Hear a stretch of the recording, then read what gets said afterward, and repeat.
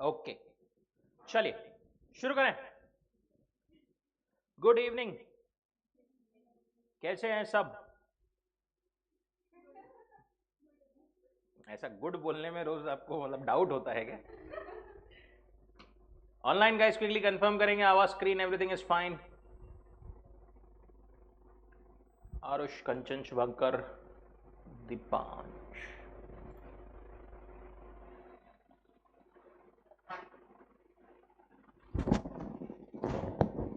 Can you quickly confirm in the chat box, आवाज screen सब visible है properly?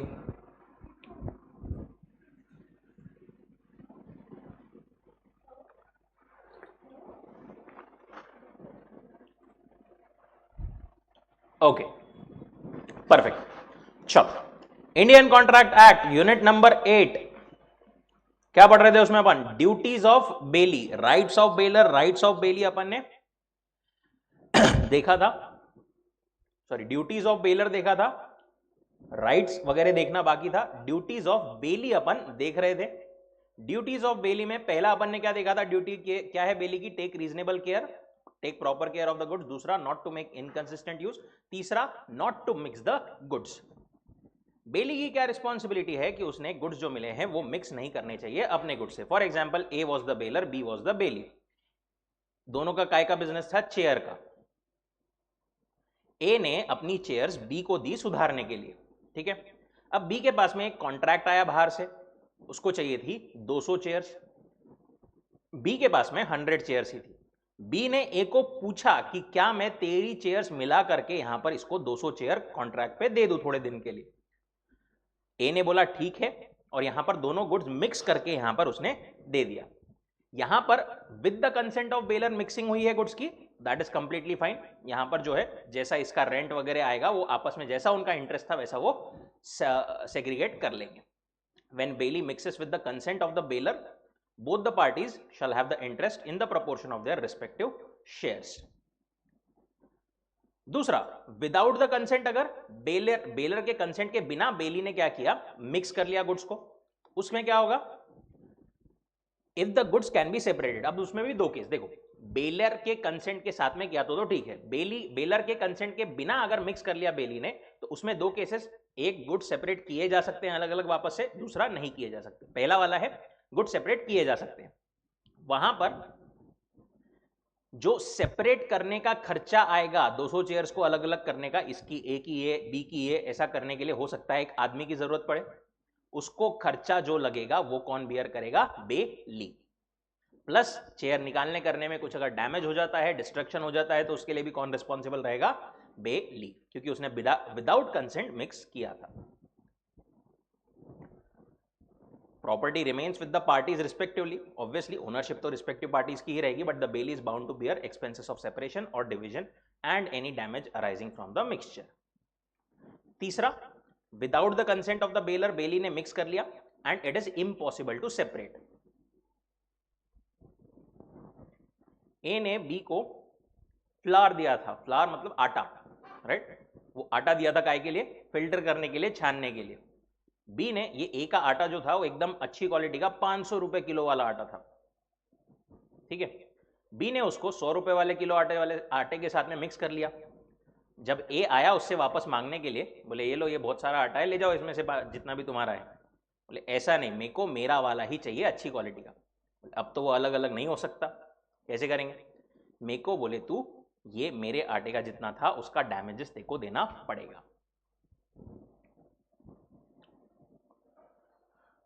When it is impossible to separate and deliver back, baler is entitled to be compensated by the bailee for the loss of goods. Next, return of the goods.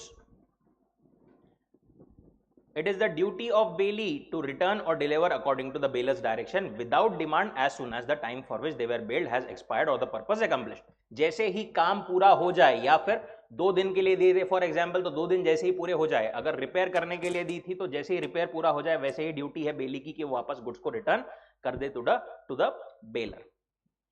अगर बेली की गलती के वजह से उसने return time पर नहीं किया, खुद की गलती की वजह से उसने टाइम पर रिटर्न नहीं किया, goods are not returned, delivered or tendered at the proper time, he is responsible for any loss, destruction और deterioration.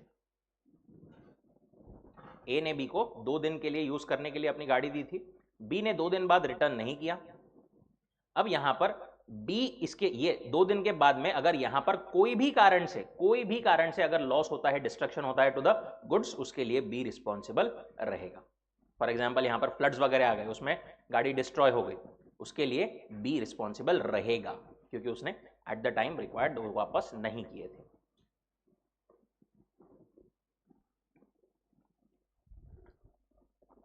Return and accretion from the goods, अगर गुड्स में कुछ भी अक्रीशन, एडिशन, इंक्रीमेंट होता है तो वो भी रिटर्न करना पड़ेगा बेली ने बेलर को।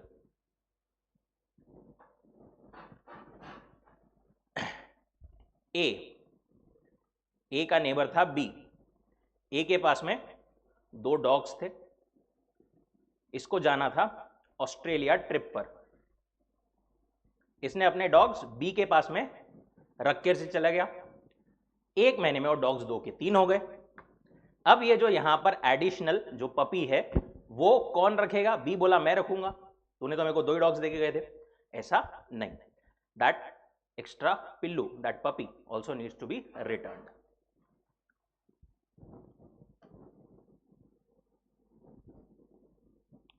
Not to set up adverse title, bailee की यह ड्यूटी है कि क्या वो अपना टाइटल गुड्स पर एस्टेब्लिश नहीं कर सकता। ऑब्वियसली वो टाइटल किसका? बेलर का ही रहेगा। Bailee must not set up title adverse to that of bailor, he can not deny the title of the baler.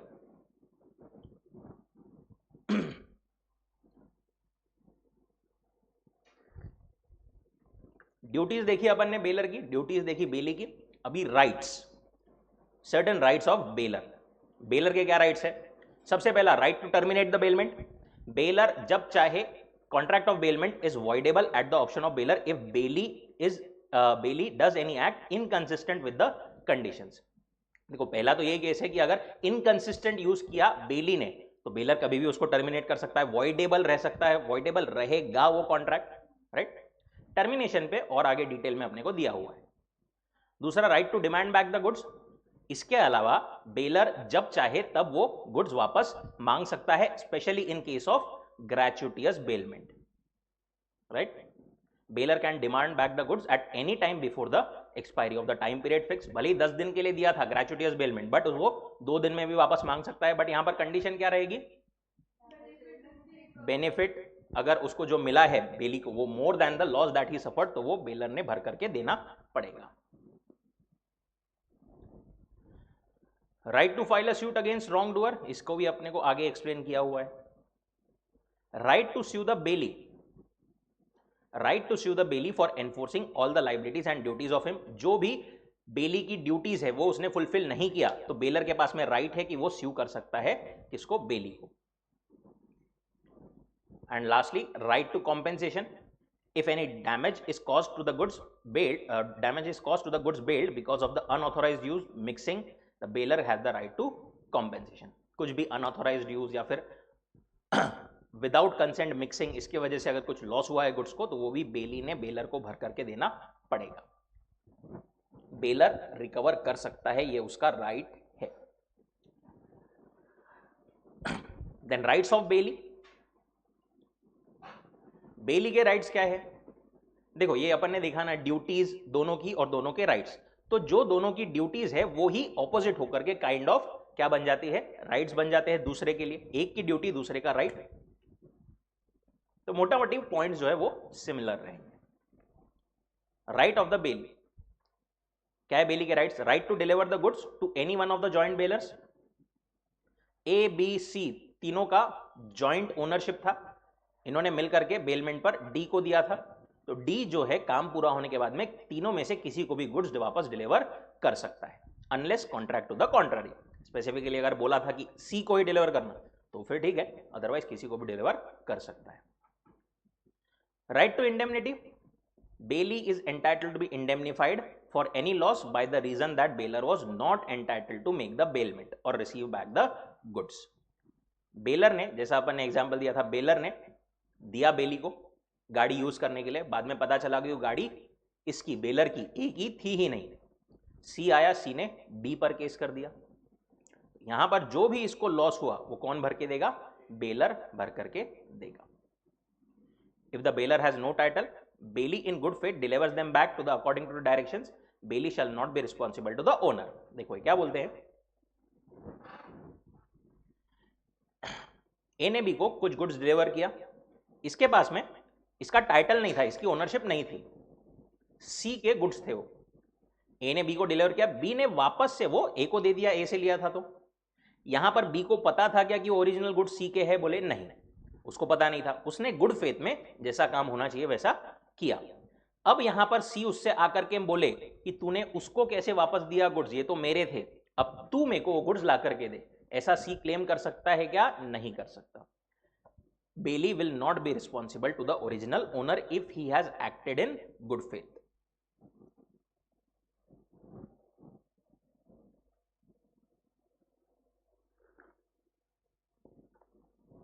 Also gratuitous bailment है तो बेली सारे नेसेसरी एक्सपेंसेस क्लेम कर सकता है। ऑब्वियसली एक्स्ट्रा ऑर्डिनरी तो क्लेम कर ही सकता है, साथ में नेसेसरी एक्सपेंसेस भी बेली क्लेम कर सकता है। वो कार वाला एग्जांपल पुणे से मुंबई जो अपन ने लिया था। Right to claim compensation in case of faulty goods, bailee is entitled to receive compensation for any loss cost to him due to failure of the bailor to disclose any faults known to him. Bailor ने कोई faults disclose नहीं किया जिसकी वजह से बेली को नुकसान हो गया, तो बेली उससे रिकवर कर सकता है वो सारे नुकसान की भरपाई। ग्रेचुइटियस बेलमेंट है तो कौन से वाले फॉल्ट्स बताने की रिस्पॉन्सिबिलिटी है बेलर की? Known faults. और अगर नॉन ग्रेचुइटियस है, स्पेशली हायर वगैरह के केस में अगर कैरेज लेते तो known faults as well as जो फॉल्ट्स अननोन है उसके लिए भी वो रिस्पॉन्सिबल रहेगा, बट ग्रेचुइटियस में सिर्फ नोन फॉल्ट्स के लिए वो रिस्पॉन्सिबल रहेगा। Right to claim necessary expenses, gratuitous bailment है तो bailor shall repay to the bailee necessary expenses incurred by him and any extraordinary expenses also. Again वही कार वाला एग्जाम्पल, पुणे से मुंबई, सॉरी मुंबई से Pune. Right to apply to court to decide the title of the goods, A ने B को car deliver किया थोड़े दिन use करने के लिए, उतने में सी आया, सी बोला ये गुड्स मेरे हैं, ए बोला नहीं मेरे हैं, सी बोला मेरे हैं। बी क्या कर सकता है? यहां पर कोर्ट को अप्लाई कर सकता है, बोले मेरे को मत फंसाओ बीच में, बोले जज साहब आप डिसाइड करो, आप जो बोलोगे कि जो ओनर है उसको मैं डिलीवर कर दूंगा। He has the right to apply to court to decide the title of the goods. Right of particular lien and right of general lien, ये अगेन डिस्कस्ड है आगे। चलो पहले लीन ही देखते हैं नीचे। राइट ऑफ लीन किसके पास में है? राइट ऑफ लीन बेली के राइट्स पढ़ रहे हैं अपन, उसके पास में राइट ऑफ लीन भी है। राइट ऑफ लीन मतलब क्या? सबसे पहले तो लीन मतलब क्या? उसमें भी सबसे पहले लीन मतलब basically right to keep the goods in his own possession, अपने ताबे में गुड्स रखने का राइट जो है that is right of lien. To retain the goods belonging to another with own until his claim is satisfied or some debt due to him is repaid। ए ने B को car repair करने दी थी, car repair होने के बाद में ए बोला मैं तेरे को तेरे चार्जेस नहीं देता, बी उस पर लीन रख सकता है, बोले मैं भी कार नहीं देता। ए ने बी को कपड़ा दिया सिलने के लिए, सूट बनाने के लिए, ए बोला बाद में मैं तेरे को चार्जेस नहीं देता, बी बोला मैं तेरे को सूट भी नहीं देता, I will keep a lean on that. अभी जो लीन है दो टाइप्स की होती है, एक होती है पर्टिकुलर, दूसरी होती है जनरल। पर्टिकुलर लीन क्या है? Particular lien is the right to retain only the particular good in respect of which claim is due. जो स्पेसिफिक ट्रांजैक्शन है ना, उस ट्रांजैक्शन के मतलब रेफरेंस में ही, उस ट्रांजैक्शन में जो गुड्स इन्वॉल्व है उसी पे लीन रखने का अगर राइट है तो that is particular lien. Section 170 provides where the bailee rendered a service involving labor skill in respect of goods billed, he has in absence of contract right to retain such goods until receives his due remuneration। A ने B के साथ में कोई transaction किया है, ठीक है, for example A ने B को कार दी है रिपेयर करने के लिए, यहां पर B ने उस पर कुछ ना कुछ अपना लेबर लगाया है, कुछ ना कुछ स्किल लगाई है, कुछ ना कुछ काम किया है, उसको उसका पेमेंट मिलना चाहिए, नहीं मिला तो वो कार जो है वो क्या कर सकता है, रिटेन करके रख सकता है। बट बी जो है, क्या ए की कोई दूसरी प्रॉपर्टी रिटेन करके रख सकता है क्या? पर्टिकुलर लीन में नहीं रख कर सकता। ठीक है, फॉर एग्जाम्पल ए की कोई और प्रॉपर्टी, ए के कोई क्लोथ्स बी के पास में पड़े हैं, क्या बी वो क्लोथ्स रिटेन करके रख सकता है? नहीं रख सकता है इन द पर्टिकुलर लीन। जिस ट्रांजैक्शन की बात कर रहे हैं, सिर्फ उसी ट्रांजैक्शन, जिस चीज पर आपने स्किल लगाया है, लेबर अपना लगाया है, वही चीज आप रिटेन करके रख सकते हो। Only the particular good in respect of which claim is due, जिसके लिए आपको पैसे लेने हैं वही। ये इसमें एक छोटा सा पॉइंट ये है, ए ने बी को कपड़ा दिया सिलने के लिए, बी बोला 15 दिन बाद आकर के ले जाना। बी का राइट ऑफ लीन कब चालू होगा? ऑब्वियसली 15 दिन के बाद में, क्योंकि 15 दिन तो उसने टाइम ही दिया है। उसके अगेंस्ट जनरल लीन क्या होता है? General lien is the right to retain goods not only for demands arising out of the goods retained, but a general balance on the account in favour of certain person. Example के साथ में देखते हैं। A borrows 500 from the bank without security. A ने B से पैसे लिए, ठीक है, 500 रुपीज, इसके लिए कुछ सिक्योरिटी यहां पर नहीं दी थी। ठीक है, अब एक और ट्रांजैक्शन किया, A ने वापस से B से 1000 रुपए लिए, इसके लिए नहीं, क्या सिक्योरिटी दी थी B को, कुछ तो भी पर्टिकुलर गुड्स दिए थे। अब क्या हुआ, ये जो गुड्स थे, ये जो 1000 रुपए थे ना, वो उसने रिटर्न कर दिए ए ने, बट ये 500 रुपए अभी तक रिटर्न नहीं किए। तो क्या ये जो यहां पर ए ने बी को सिक्योरिटी दी थी, वो सिक्योरिटी ये वाले 500 रुपए के लिए भी रिटेन की जा सकती है? जनरल लीन में की जा सकती है। It provides the right available to, अच्छा ठीक है, इस पे बाद में आते हैं। It is a right to retain goods not only for demands arising out of goods retained but general balance of account. कोई भी अमाउंट ड्यू है आपका, उसके लिए वो गुड्स को रिटेन कर सकते हो आप, कोई भी गुड्स को रिटेन कर सकते हो, दैट इज जनरल लीन।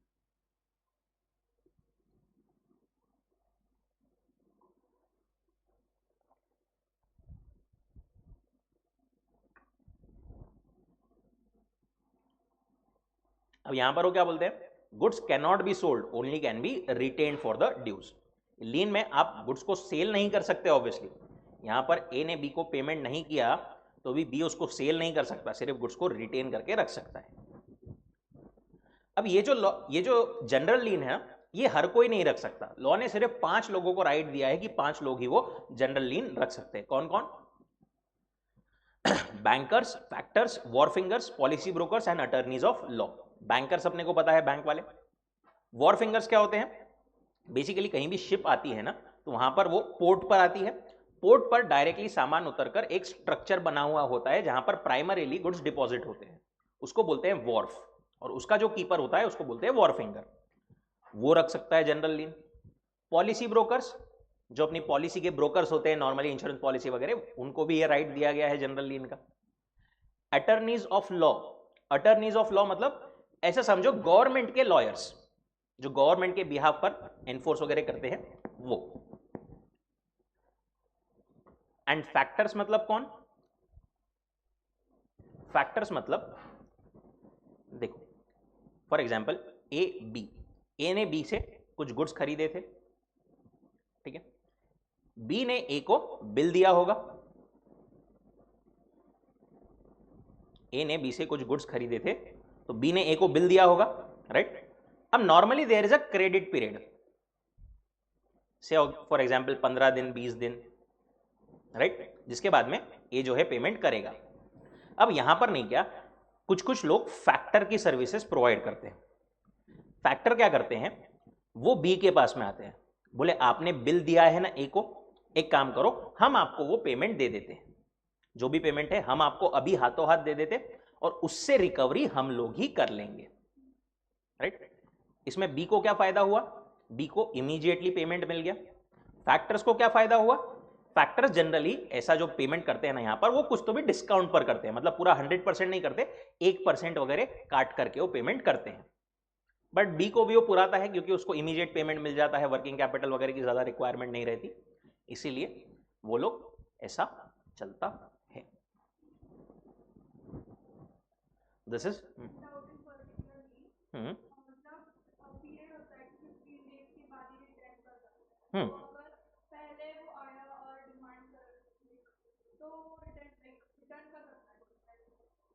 मतलब समझा नहीं मैं। पर 15 दिन में तो गुड्स अभी तैयार ही नहीं हुए हैं ना। अगर तैयार हो गए तो ऑब्वियसली, अब देखो उसने बोला था कि 15 दिन बाद तैयार हो जाएंगे, 15 दिन बाद तैयार, 15 दिन के पहले ही तैयार हो गए और वो बोला कि मैं पेमेंट नहीं करता, तो ऑब्वियसली वहां से वो, देखो अब थोड़ा प्रैक्टिकल फुटिंग पे देखे तो उसी पॉइंट से फिर वो लीन चालू हो जाएगा क्योंकि उसका ड्यू अमाउंट तो वहां से ही हो गया, right.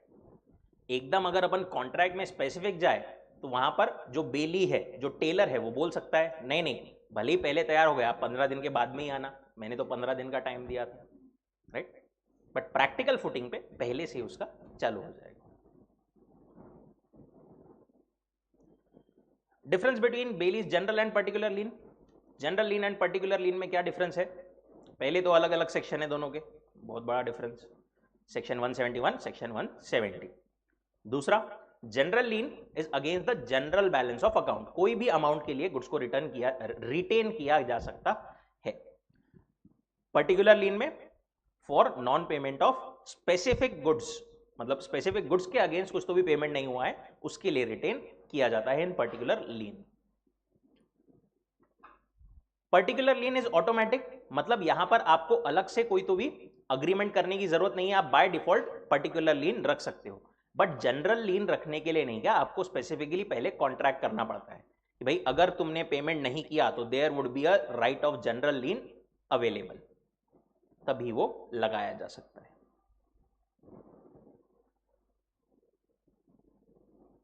General lien can be exercised against goods even without involvement of labour और skill.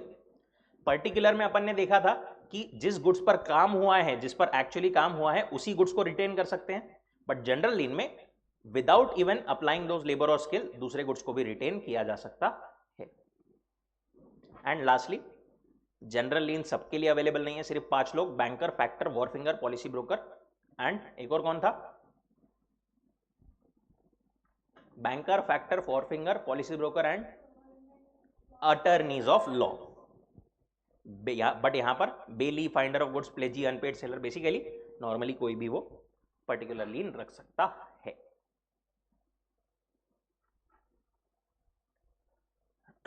Coming back up to rights of bailor and bailee against the wrong doer.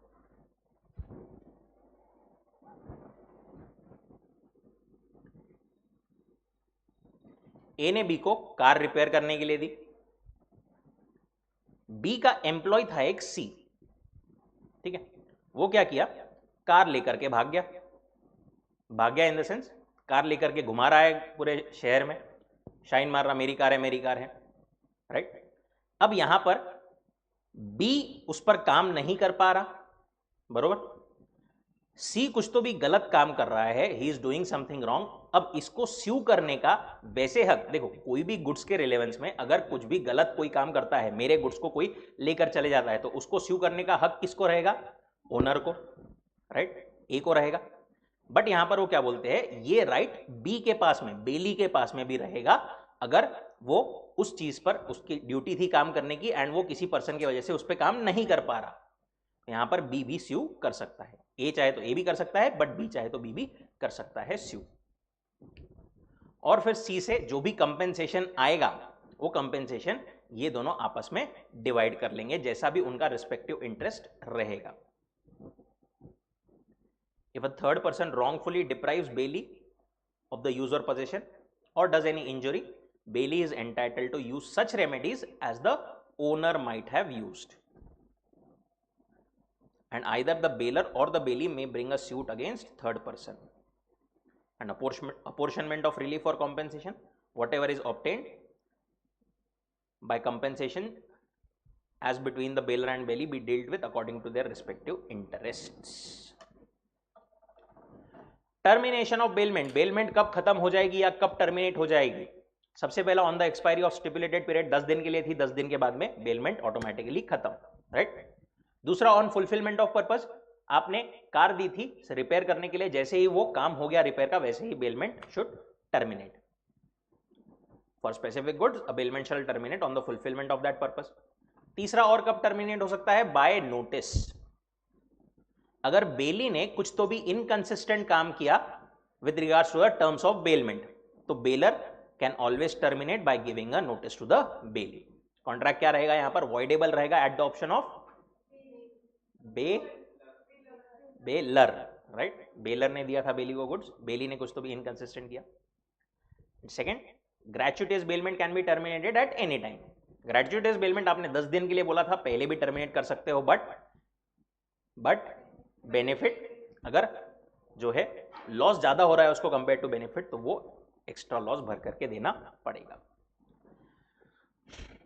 Bye death, gratuitous bailment terminates upon the death of either bailor और bailee. Gratuitous bailment अपने आप terminate हो जाएगी on the death of either bailor और bailee. Non ग्रेचुइटियस नहीं होगी क्या on the death?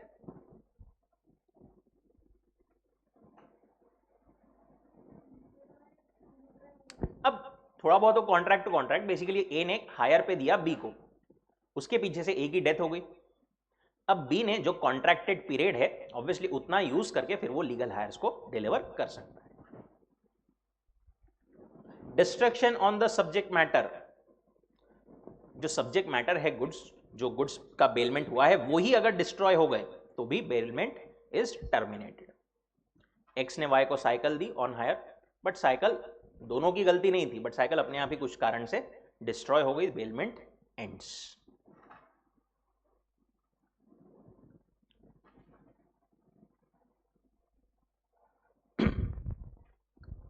अच्छा, किसी की गलती से अगर डिस्ट्रॉय होती थी तो बेलमेंट खत्म होती थी या नहीं?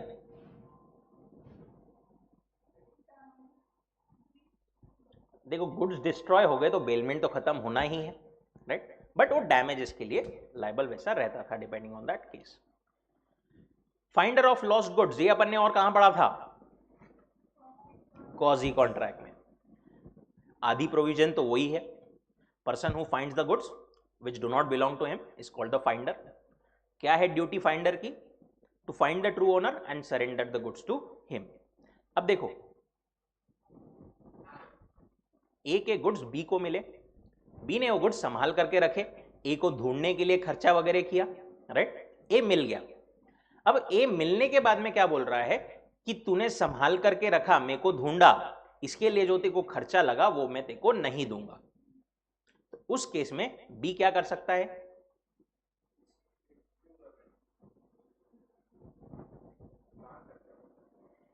सबसे पहले finder has no right to sue the owner for compensation for the trouble and expense voluntarily incurred. Sue तो नहीं कर सकता, ये तो स्पेसिफिकली बोला है लॉ ने, incurred by him in finding the true owner and preserving the goods, but he has the right to retain the goods against the owner। वो लीन जो अपन ने बोला वो रख सकता है, रिटेन करके रख सकता है जब तक ए जो है उसको खर्चा ना दे दे। अच्छा, ए ने अगर कोई स्पेसिफिक रिवॉर्ड डिक्लेयर किया था कि मेरी ये चीज गुम गई है, जो भी ढूंढेगा मैं उसको 10,000 रुपए दूंगा, अब उस वो मना कर रहा है ए बी को 10,000 रुपए देने से, अब यहां पर स्यू कर सकता है क्या? वो क्या लगता है? यहां पर वो स्यू कर सकता है। And where the owner has offered a specific reward, finder में sue the owner for such reward and also retain the goods until then. अभी एक और चीज क्या बोलते हैं? When finder of things commonly on sale may sell it. इस पे लास्ट टू लास्ट अटेम्प्ट में एक क्वेश्चन आया था, ये वाले इस पर। When a thing which is commonly subject of sale, commonly subject of sale मतलब जो कि नॉर्मली खरीदी बेची जा सकती है मार्केट में, ऐसी कोई चीज है। If lost and owner cannot be with reasonable diligence be found, और if he refuses to pay the lawful charges after finding him, उस केस में क्या हो सकता है? ए के गुड्स थे, बी को मिले, बी को या तो ए मिल नहीं रहा है या फिर ए के मिलने के बाद ए मना कर रहा है कि मैं तेरे को लॉफुल चार्जेस नहीं दूंगा, तो B can sell the goods. ठीक है। बट ये सेल करने के लिए वो सिर्फ दो ही सिचुएशन में सेल कर सकता है। पहली, when the thing is in danger of perishing or losing the greater part of its value। अगर गुड जो है, जो चीज है वो ऐसी है जो कि खराब हो सकती है, पेरिश हो सकती है, मे बी एडिबल या और कोई चीज जो खराब हो सकती है, which is at danger of perishing और losing greater part of its value. Greater part मतलब मोर देन 50% उसकी वैल्यू खत्म होने के कगार पे है, ऐसा कुछ तो भी है, तो वो सेल कर सकता है। दूसरा, when the lawful charges in respect of the thing found amounts to 2/3 of its value। ये चीज थी 900 रुपए की और बी को इसको संभालने करने में ही 600 रुपए ऑलरेडी लग गए हैं। 2/3 वैल्यू ऑलरेडी लग गई है उसको संभाल करके रखने में। इस टाइम पर भी वो सेल कर सकता है, इसके अलावा नहीं। ठीक है।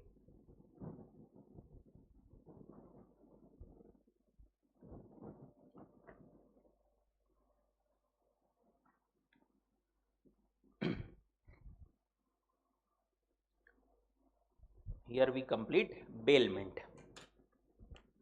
Next is pledge. Pledge क्या है?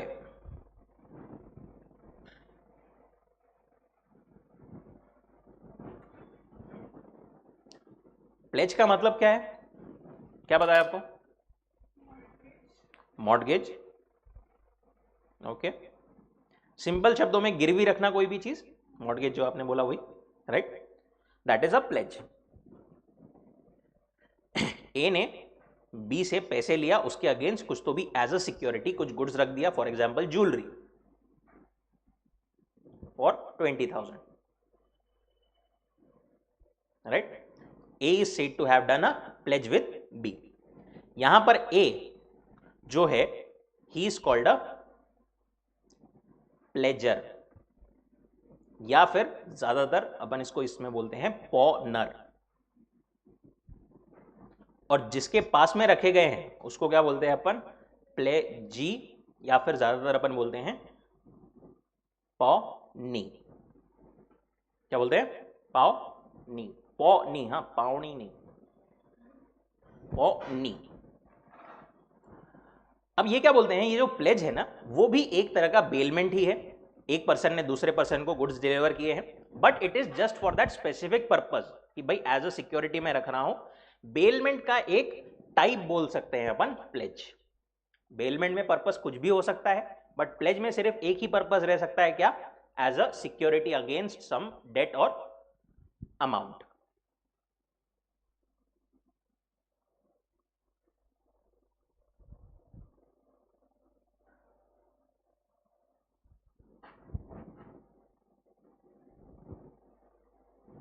Bailment of a goods as security for the payment of debt or performance is called pledge. Bailer is in this case is pawner and bailee is pawnee.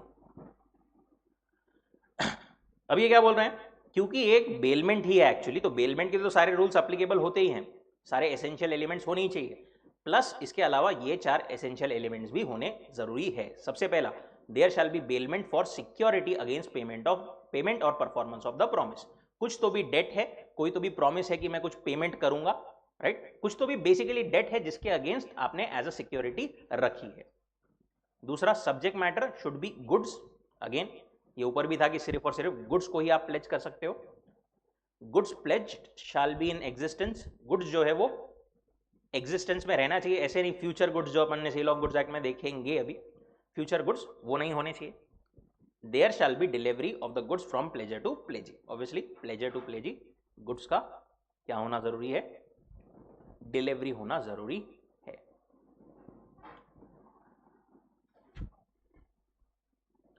Then rights of pony और प्लेजी, जिसके पास में रखे गए हैं goods उसके क्या rights है? Right to retain the pledge goods, retain करके रख सकता है जब तक उसको पेमेंट नहीं मिलता अपना।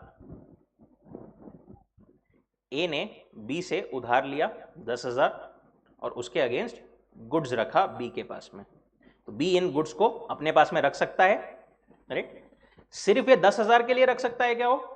नहीं, 10,000 प्लस इस पे कुछ अगर इंटरेस्ट ड्यू है उसके लिए भी ये गुड्स अपने पास में रख सकता है, प्लस ये गुड्स को प्रिजर्व करने में, संभालने में कोई खर्चा लगा हो, उसके लिए भी वो गुड्स को अपने पास में रिटेन करके रख सकता है।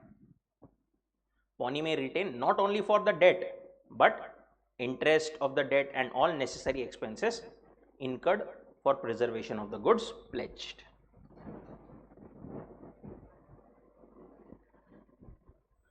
Right to retention for subsequent debts, क्या बोलते हैं यहां पर, जैसा जनरल लीन था ना उस टाइप में, pawnee can retain goods pledged for any debt और promise other than the debt और promise for which they were pledged, but he can exercise this right only when there is a contract to this effect. Again वही वाला case,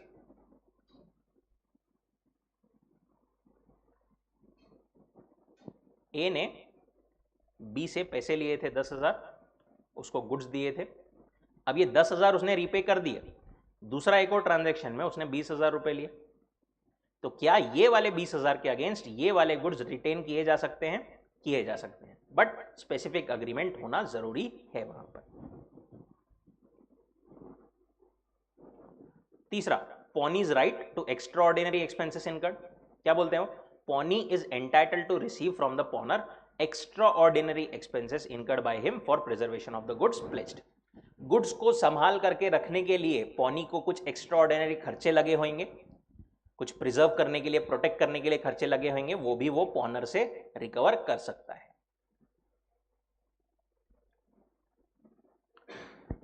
अब देखो यहां पर ऊपर जो पढ़ा था उसका थोड़ा उल्टा है, क्या बोल रहे हो, जो अपन ने फाइंडर में पढ़ा था ना उसका उल्टा है। However, he does not have the right to retain the goods.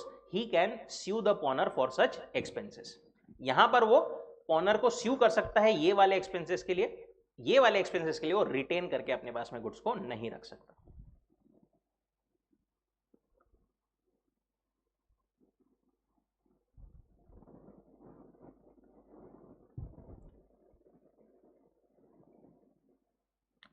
Pawn is right when pawner makes a default. ए ने बी से पैसे लिया था, उसको गुड्स दिया था, ए ने पेमेंट नहीं किया, राइट, पॉनर ने डिफॉल्ट कर दिया। पॉनी के पास में क्या राइट्स है, if the pawnor makes a default in payment of debt at the stipulated time, pawnee has the following rights. सबसे पहला, bring a suit against the pawnor upon the debt और promise and retain the goods as collateral security till then. Pawnee case कर सकता है obviously पॉनर पर, right, and goods को अपने पास में रिटेन करके रख सकता है। दूसरा, सेल द थिंग प्लेज्ड, अगर वो फिर भी उसको पेमेंट नहीं मिल रहा है तो वो क्या कर सकता है, सेल कर सकता है गुड्स को आफ्टर गिविंग रीजनेबल नोटिस। भाई तू पेमेंट नहीं कर रहा, देख ले मैं तेरे गुड्स बेच रहा हूं, ऐसा नोटिस देकर के वो सेल भी कर सकता है।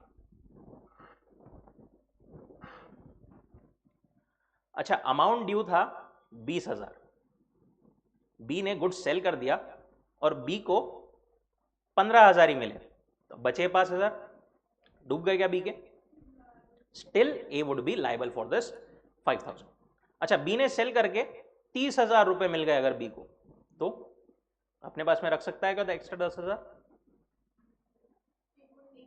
एक्स्ट्रा 10,000 वो उसको ए को देना पड़ेगा।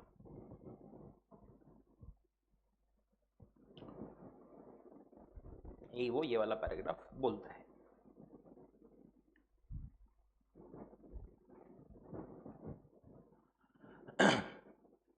ये क्या थे, राइट्स ऑफ पॉनी, नीचे राइट्स ऑफ पॉनर। पॉनर के क्या राइट्स है, जो सारे बेलर के राइट्स थे वही सारे राइट्स है किसके, पॉनर के भी।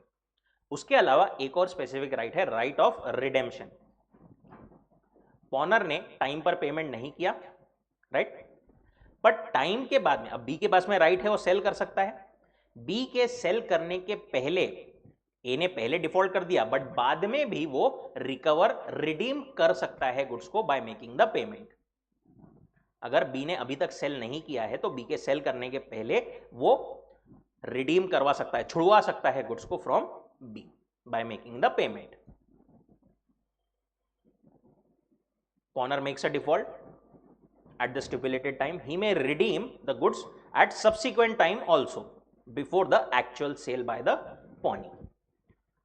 बट यहां पर उसने एक्चुअल अमाउंट के साथ साथ और क्या पे करना पड़ेगा, any expenses in addition which might have arisen from his default, उसके डिफॉल्ट के वजह से पौनी को अगर और कुछ नुकसान हुआ होगा वो भी उसने भर करके देना पड़ेगा। रिडेम्पशन मतलब नीचे बस छुड़वाना, गुड्स को वापस रिकवर करना। Now duties of pony and पॉनर, again जो जैसा ऊपर देखा अपन ने बेलमेंट में मोर और लेस सेम है, शॉर्ट में अपने को दिया है। पॉनी की, जिसके पास में गुड्स रखे गए हैं, उसकी क्या क्या ड्यूटी है? रीजनेबल केयर लेना, not to make unauthorised use, return the goods when the debt has been repaid, जब उसको वापस पैसे मिल जाए तो गुड्स को वापस रिटर्न कर दे, not to mix with his own goods, do not do any act inconsistent with the terms, and duty to return the accretion, कुछ एडिशन कुछ इंक्रीमेंट हुआ है तो वो भी रिटर्न कर देना उसकी ड्यूटी है। किसकी? पॉनी की। पॉनर की ड्यूटी जैसे बेलर की थी ड्यूटीज वही, pawnor is liable to pay the debt and perform the promise, जो भी पेमेंट करना था उसके करने की ड्यूटी है। To compensate the pawnee for extraordinary expenses incurred, कुछ अगर एक्स्ट्रा ऑर्डिनरी एक्सपेंसेस पॉनी ने इनकर किया है तो उसके लिए पेमेंट करना। Disclose all the faults which may put pawnee under extraordinary risk, A ने बी को जो गुड्स एज अ सिक्योरिटी दिया है उसमें कुछ रिस्क है, कुछ फ्लेमेबल सब्सटेंस है या फिर ब्रिटल है, हैंडल विथ केयर टाइप, ये चीज उसने बी को बतानी जरूरी है, which might expose the pony to extraordinary risk.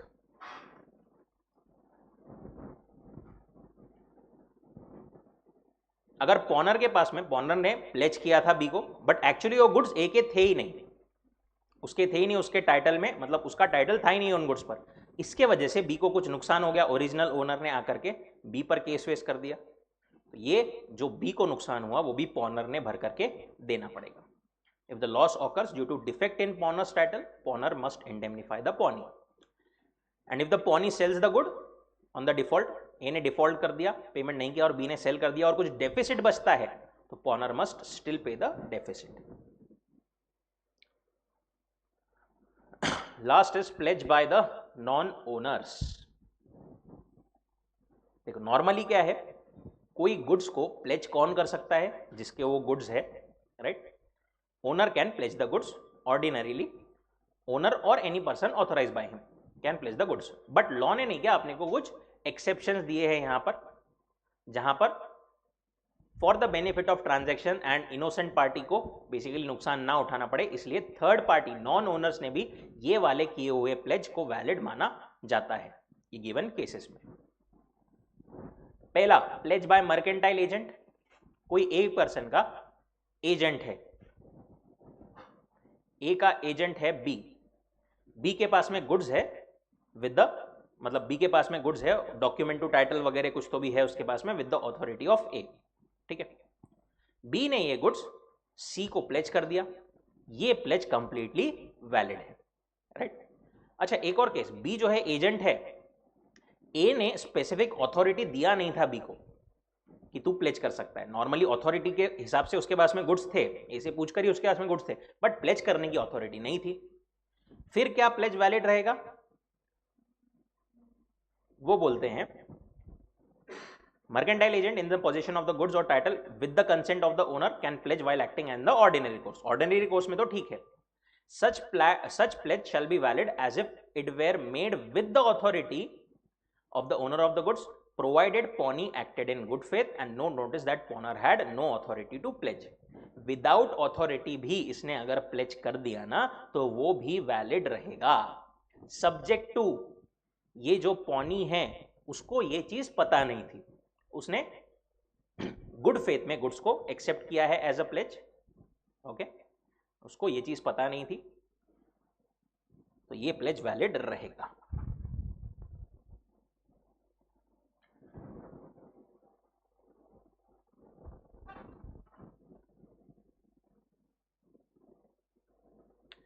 pledge by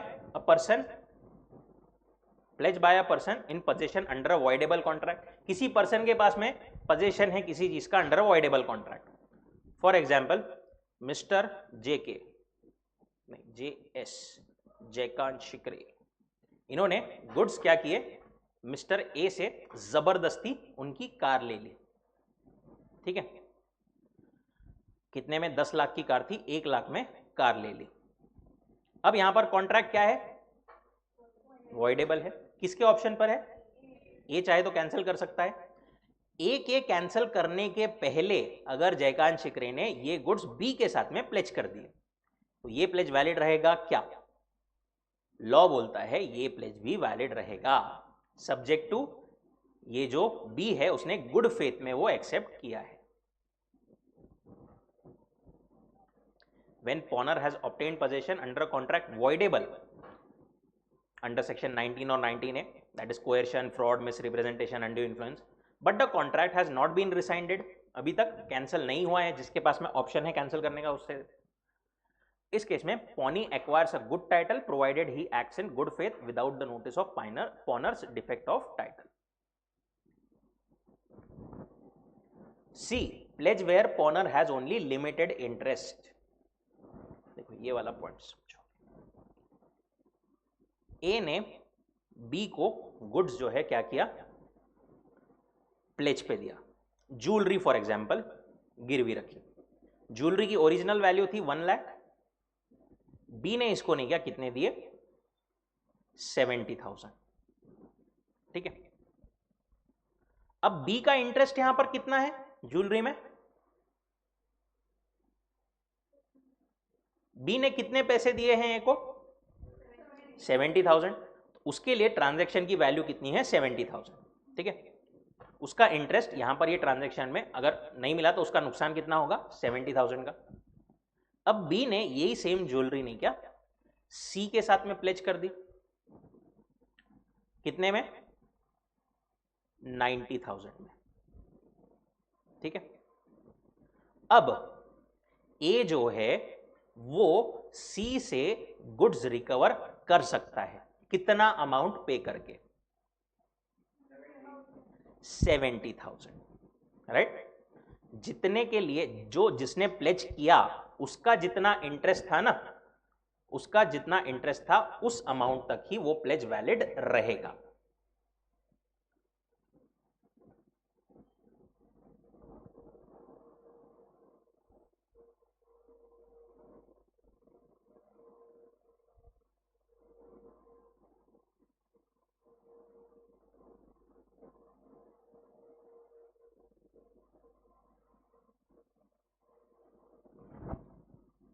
अच्छा फिर ये बचे हुए 20,000 का क्या होगा, सी ने तो 90,000 पे किया था, ये तो उससे 70,000 दे करके लेके चले जाएगा गुड्स, लॉ तो यही बोलता है। फिर 20,000 का क्या होगा, हमने को दिया नहीं है मॉड्यूल में, बट हाँ ये होगा 20,000 का इन दोनों का आपस का मैटर, राइट।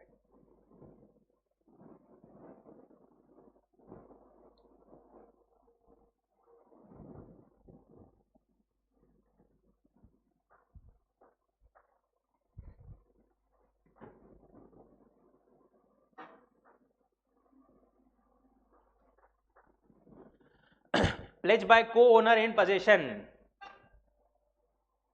ए बी सी 3 जॉइंट ओनर्स है, राइट। इसमें से गुड्स अगर ए के पास में किसी एक की पर्सन के पास में पड़े हैं तो वो कंप्लीटली वैलिडली प्लेज कर सकता है। Where owned by many persons and with the consent of others goods are left in possession of one, such a co-owner may make a valid pledge, दूसरे उसको डिनाई नहीं कर सकते। एंड प्लेज बाय सेलर और buyer in possession, देखो ये वाला point क्या बोलता है, सेलर ने सेल कर दिया बायर को, सेल हो गया है, प्रॉपर्टी ट्रांसफर हो गई है, बट अभी भी डिलीवरी नहीं हुई है, सेलर के पास में गुड्स रखे हैं और सेलर ने वो गुड्स को प्लेज कर दिया, क्या ये प्लेज वैलिड रहेगा, लॉ बोलता है रहेगा, सब्जेक्ट टू अगेन प्लेजी ने गुड फेथ में एक्सेप्ट किया है।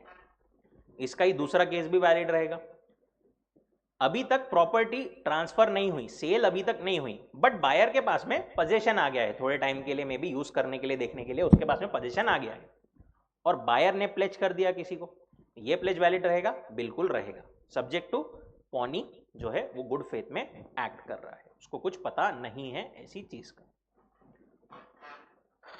Provided Pony acted in good faith, no knowledge that the defect in title. And lastly, distinction between bailment and pledge, क्या बोलता है ये, बेलमेंट मतलब फॉर सम स्पेसिफिक पर्पस होता है, वहां पर कुछ तो भी पर्पस रहता है, मल्टीपल पर्पस रह सकते हैं। प्लेज में सिर्फ एज अ सिक्योरिटी गुड्स को डिलीवर किया जाता है। बेलमेंट में क्या बोलते हैं अपन दोनों पार्टीज को? बेलर एंड बेली। यहां पर क्या बोलते हैं? पॉनर एंड पॉनी। जिसको मिले हैं उसको पॉनी, जो दे रहा है वो पॉनर।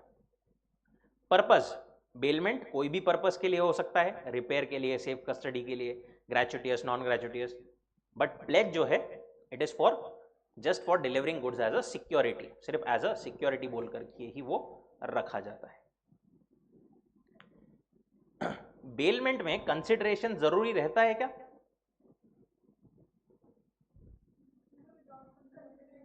Without consideration also it is valid. Gratuitous bailment valid रहेगा विदाउट कंसिडरेशन, नॉन ग्रेचुटियस में रहता है कंसिडरेशन, रह भी सकता है नहीं भी रह सकता, बट प्लेज में हमेशा कंसिडरेशन रहेगा, कुछ तो भी security against some debt. Right to sell, bailee के पास में बेलमेंट में कोई राइट नहीं होता टू सेल द गुड्स। वो ज्यादा से ज्यादा अपने पास में क्या कर सकता है? लीन पे रख सकता है गुड्स को, अपने पास में रख सकता है गुड्स को, राइट, स्यू कर सकता है बेलर को, उससे ज्यादा कुछ नहीं। बट यहां पर प्लेजी के पास में राइट है कि वो बेच सकता है गुड्स को। बेलमेंट में बेली जो है वो गुड्स को यूज कर सकता है क्या? वैसे नॉर्मली नहीं, बट उस पर कुछ काम करना है, जैसे कार को रिपेयर करना है, तो उतना उसके लिए वो यूज कर सकता है। बट प्लेज में कोई यूज वो पॉनी नहीं कर सकता। That sums up bailment and pledge.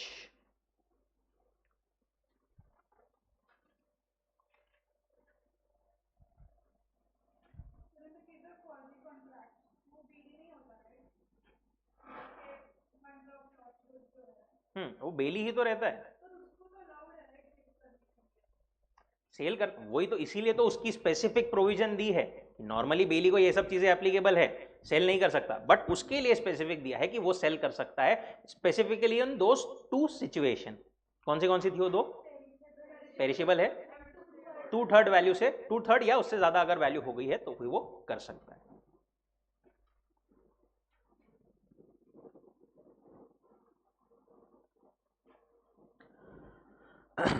Okay, निकालो बुक्स।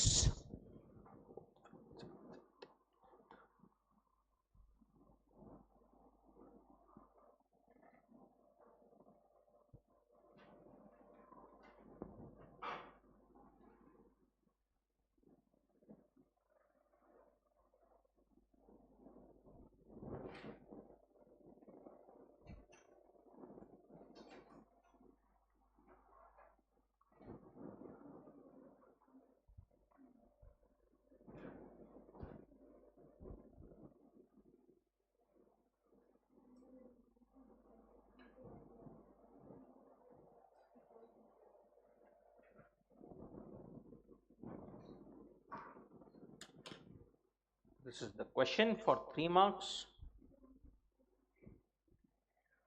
Time starts now.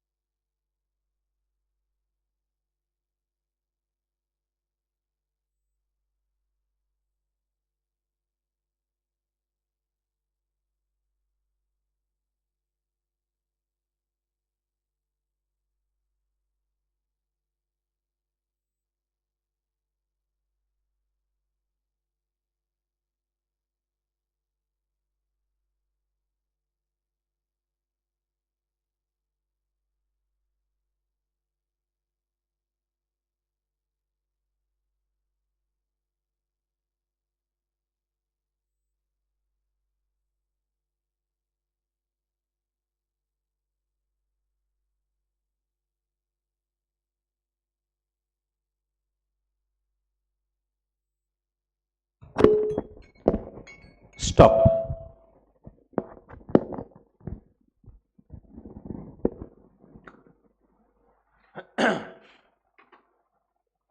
हुआ क्या ऑनलाइन गाइस, हुआ क्या पूरा?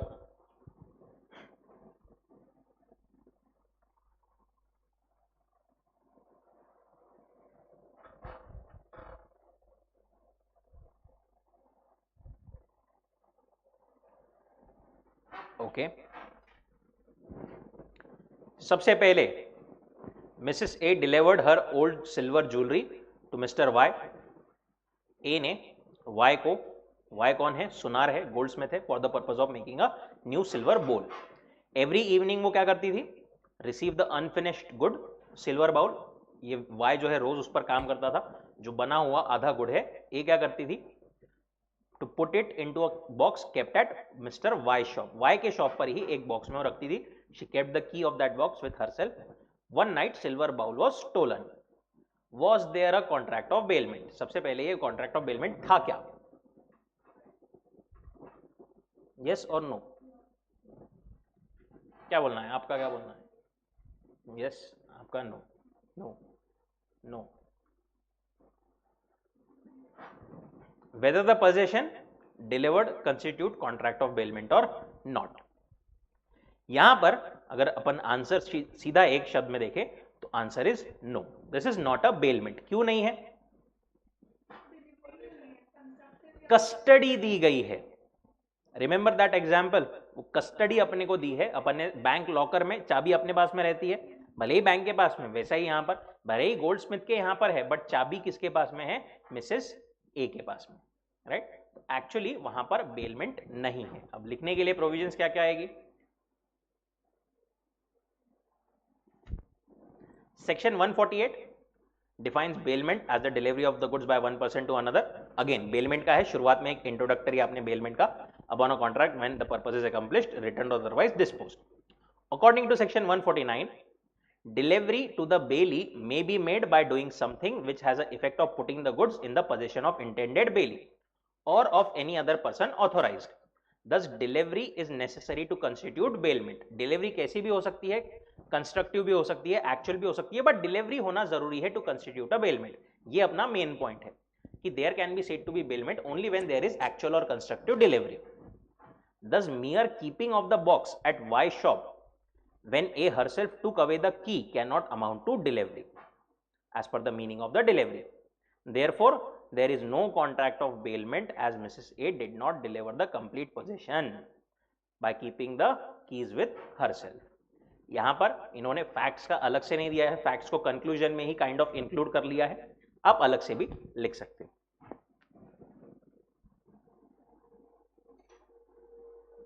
पढ़ते टाइम पर अब ऐसे हर बार हर ऑब्वियसली हर किसी का कोई क्वेश्चन रॉन्ग होगा, उस टाइम पर उसी को मार्क कर लेना कि अरे पहली बार में अपना ये रॉन्ग हुआ था, अगली बार जब रिवीजन करेंगे अपने को ये क्वेश्चन देखना ही है, right?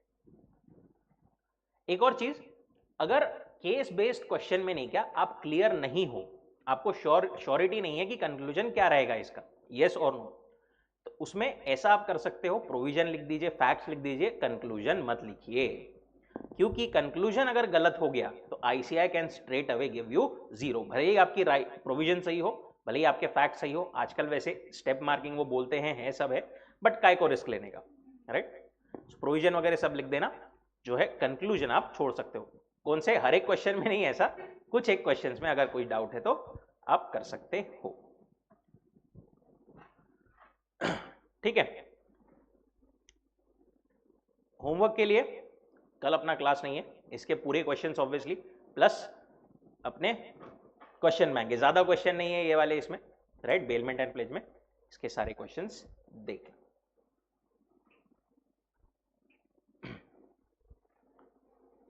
Last unit of contract act, agency.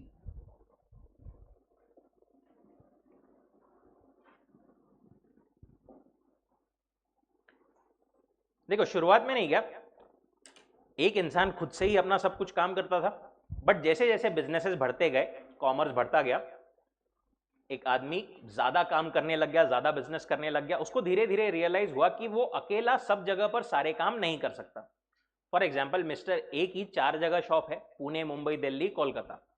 अब हर रोज वो चारों जगह तो जा नहीं सकता, राइट। इसके लिए उसने क्या करना चालू कर दिया, एजेंट नाम का ये प्राणी अपॉइंट करना चालू कर दिया। ठीक है, एजेंट कौन है?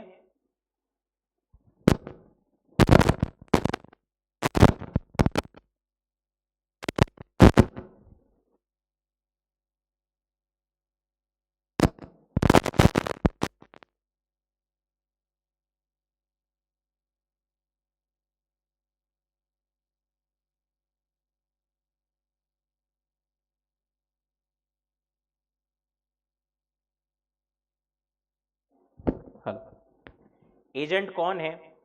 एजेंट एक पर्सन है जो कि दूसरे पर्सन द्वारा अपॉइंट किया जाता है, जिसको अपन बोलते हैं प्रिंसिपल।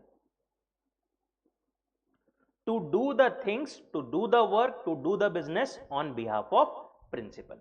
प्रिंसिपल के बिहाफ पर, मेरे बिहाफ पर कोई और पर्सन को मैं कुछ काम करने के लिए अपॉइंट करता हूं, दैट इज व्हाट, एजेंट। और इन दोनों का ये रिश्ता क्या कहलाता है? Relation of agency. ठीक है,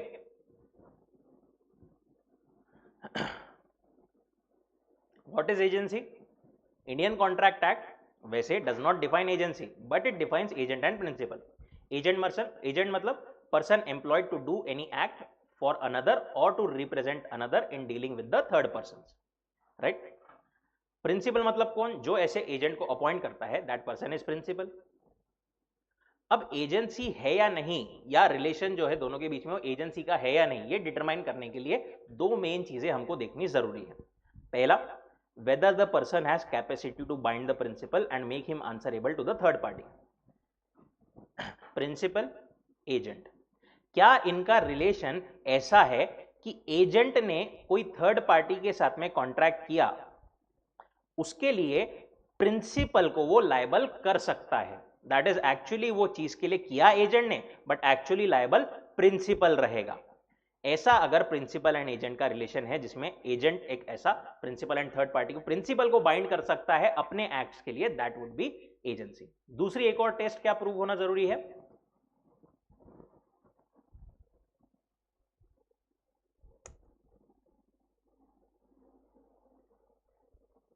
whether he can establish privity of contract between principal and third parties. Contract कर कौन रहा है? एजेंट, बट एक्चुअली वो कॉन्ट्रैक्ट किस दोनों के बीच में हो रहा है? Principal and third party. इन दोनों के बीच में प्रिविटी ऑफ कॉन्ट्रैक्ट्स मतलब प्राइवेट कॉन्ट्रैक्ट इन दोनों के बीच में हो रहा है इफेक्टिवली। ऐसा अगर प्रिंसिपल और एजेंट का रिलेशन है तो only and only we can say that there is agency between this P and A. whether he can establish privity of contract between the principal and the third parties. If the answer is in affirmative of above, then there is relationship of agency. Agency is a comprehensive word used to describe relationship between one person and another.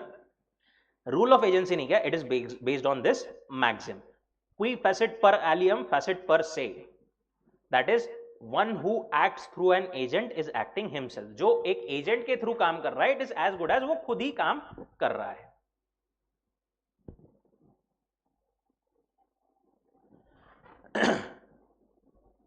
जैसे for example एक और अपन देखते हैं, ए का बहुत बड़ा business है, उसको दिन में 100 चेक साइन करने पड़ते हैं, राइट, पर अब वो अकेला तो कर नहीं सकता। उसने क्या की, एक अथॉरिटी दे दी एक अपने एजेंट को कि भाई तू भी साइन कर सकता है, तूने साइन किया वो भी वैलिड रहेगा, राइट। ना appointment and authority of agents, पहले अपने को दिया है क्वालिफिकेशन। सबसे पहले तो who may employ an agent, that is principal कौन बन सकता है? प्रिंसिपल की एलिजिबिलिटी क्या है? Any person who has attained majority according to law and is of sound mind. जो मेजर है एंड साउंड माइंड का है वो ही प्रिंसिपल बन सकता है, दैट इज वो ही पर्सन एक एजेंट को अपॉइंट कर सकता है। Person qualified to be appointed, qualified to appoint an agent, major and sound mind. अच्छा, एजेंट के लिए क्या क्वालिफिकेशन होनी चाहिए? माइनर एजेंट बोल करके अपॉइंट किया जा सकता है क्या?